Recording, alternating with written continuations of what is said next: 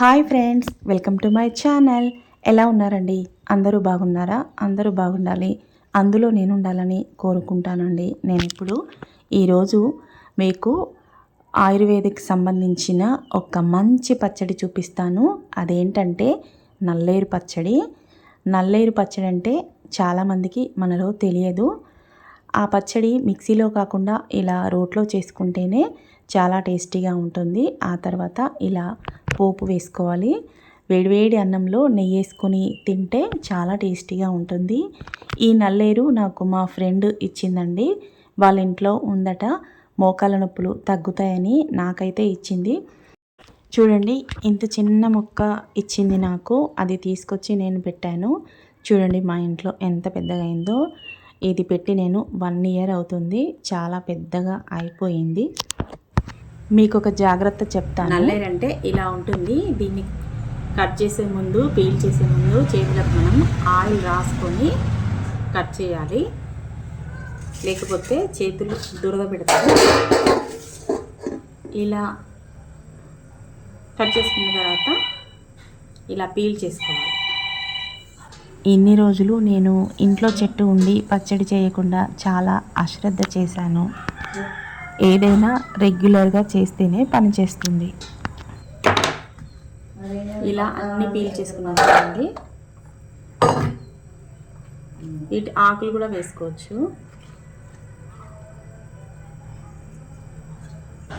వీటిని వాటర్లో శుభ్రంగా కడుక్కోవాలి. వాటర్లో కొంచెం ఉప్పు వేసి కడిగితే మరీ మంచిది. ఏ కూరగాయలైనా ఉప్పు వేసుకొనే కడుక్కోవాలి. ఆకుకూరలైనా కూరగాయలైనా అన్నీ ఇలా కడిగి పెట్టుకోవాలి శుభ్రంగా. చూడండి ఎంత మురికొచ్చిందో. ఇవన్నీ నీట్గా కడిగి పెట్టుకున్నాం కదా. తర్వాత వీటిని చిన్న చిన్న ముక్కలుగా కట్ చేసుకోవాలి. ఇంత పొడవుగా ఉంటే మనకు పీచు పీచుగా వస్తుంది పచ్చడి. అందుకనే ఇలా చిన్న ముక్కలుగా కట్ చేసుకోవాలి. నేను ఫస్ట్ టైం అలాగే వేశాను, అయితే అలా వచ్చిందన్నమాట. ఈ పచ్చడిలో నువ్వులు వేస్తేనే టేస్టీగా ఉంటుందండి. ఒక 2-3 స్పూన్ల నువ్వులు కూడా వేయాలి. నేను ఎప్పుడైనా నువ్వులు వేయించుకొని రెడీగా పెట్టుకుంటాను. ఇలా చిన్న ముక్కలన్నీ కట్ చేసుకున్న తర్వాత ఒక 5-6 రెమ్మల చింతపండు కూడా మనము వాటర్లో కడిగి, నార గింజలు లేకుండా వాటర్లో కడిగి పక్కన పెట్టుకోవాలండి ఈ పచ్చడిలో వేయడానికి. ఇంకా స్టవ్ పైన కడాయి పెట్టుకొని ఆయిల్ వేసుకోవాలి. నేనైతే ఇనుప మూకుడు తీసుకున్నాను. ఇనుప మూకుడులో వంట చేస్తే మనకి ఐరన్ కూడా వస్తుందని చెప్తున్నారు కదండి. అందుకనే నేనైతే ఈ మధ్యన ఇనుప మూకుళ్ళే ఎక్కువగా వాడుతున్నాను. ఆయిల్ వేసుకున్న తర్వాత ఇంకా డైరెక్ట్ ఈ నల్లేరు కాడల్ని వేసుకొని వేయించుకోవడమేనండి. నేను జీలకర్ర, వెల్లుల్లి, ఇంకా సాల్ట్, ఎండుమిరపకాయల కారము వేయించి పెట్టుకొని రెడీగా మిక్సీ పెట్టుకొని ఉంచుకుంటానండి. అది మనం ఏ పచ్చడి చేసుకున్నా కానీ అందులో వేసుకొని చేసుకోవచ్చు. అందుకని నేను అలా చేసి పెట్టుకుంటాను. ఈ నల్లేరు కాడలు కొంచెం ఫ్రై అయిన తర్వాత తగినంత సాల్ట్ వేసుకోవాలండి. సాల్ట్ వేసుకున్న తర్వాత అన్నీ కలుపుకొని కొంచెం సేపు మూత పెట్టుకొని ఈ ముక్కలన్నిటినీ మగ్గపెట్టుకోవాలి. మగ్గపెట్టుకోవడం అంటే కొంచెం ఉడికించుకోవాలి. ఆ తర్వాత ఒక 1/2 స్పూను పసుపు వేసుకోవాలి. పసుపు వేసుకున్న తర్వాత ముక్కలన్నిటినీ బాగా కలుపుకోవాలి. ఇంకా బాగా ఫ్రై అయిపోయిన తర్వాత చింతపండు మధ్యలో పెట్టేసి ఇంకా పైన ముక్కలన్నిటినీ ఇలా కప్పేయాలి. ఆ వేడికి చింతపండు మెత్తపడిపోతుంది. ఇంకా స్టవ్ ఆఫ్ చేసుకోవాలి. అంతేనండి, నల్లేరు పచ్చడి ఇంకా మనం రుబ్బుకోవడానికి రెడీ అయినట్టే. దీన్ని మనం మిక్సీలో కాకుండా రోట్లో వేసుకొని చేసుకుంటే చాలా టేస్టీగా ఉంటుంది. ఇంకా మా అమ్మ అలాగే చేసేదట. అందుకని నేను ఫస్ట్ టైం మిక్సీలో చేశాను, ఇప్పుడు మాత్రం ఇలా రోట్లో చేస్తున్నాను. ఇంకా ఎలా ఉంటుందో చూడాలి. మరి నల్లేరు కాడల్ని ఇలా రోట్లో వేసుకోవాలి. ముందుగానే రోలు కడుక్కొని మనం తడి లేకుండా చూసుకోవాలి. రోలు ఆరిన తర్వాత ఇలా రోట్లో దంచుకోవాలి పచ్చడి. నల్లేరు కాడలు వేసి కొంచెం సాల్ట్ వేసాను. ఇప్పుడు చెప్పాను కదండి, ఎండుమిరపకాయలు, జీలకర్ర, వెల్లుల్లి, సాల్ట్ వేసి పెట్టుకున్న కారం ఇది. ఎప్పుడైనా ఏ పచ్చడి చేసుకున్నా కానీ మనం సరిపడినంత ఇలా కారం వేసుకొని రోట్లో చేసుకోవచ్చు.